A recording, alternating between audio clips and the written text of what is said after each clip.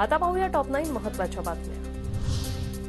उद्धव ठाकरेंवर बोलण्याच्या भानगडीत कधीच पडत नाही, कुणाची तरी दिलेली स्क्रिप्ट ते वाचतात। फडणवीसांचा पलटवार, लोकार्पणातल्या योजनांमध्ये ठाकरेंचं काही कर्तृत्व नसल्याची टीका। शरद पवार गटाकडून अजितदादांच्या जुन्या वक्तव्याचा व्हिडिओ ट्विट, दादांची टीका म्हणजे जहरी शब्द।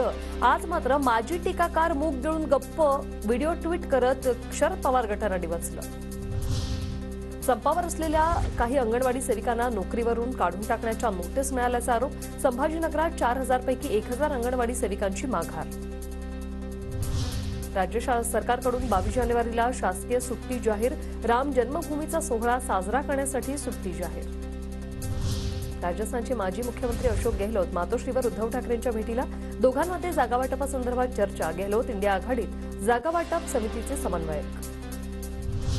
आमदार राजन साळवींच्या समर्थनार्थ रत्नागिरीत बॅनरबाजी, कितीही त्रास दिला तरी एकच पक्ष शिवसेना, वाघ एकला राजा, बाकी खेळ माकडांचा, शूर आम्ही सरदार आम्हाला, अशा आशयाचे फलक।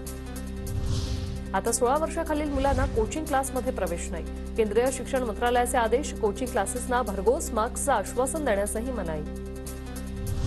परभणीत कुणबी नोंदींसाठी पुन्हा एकदा फेरतपासणी करण्याचा निर्णय, कुणबी नोंदींची संख्या कमी आढळल्याने विभागीय आयुक्तांचे जिल्हा प्रशासनाला निर्देश। तलाठी परीक्षा दिलेल्या उमेदवारांसाठीची निवड यादी जाहीर होणार 26 जानेवारीला, नियुक्तीपत्र मिळण्याची शक्यता। सुमारे 8 लाख विद्यार्थ्यांनी दिली होती परीक्षा।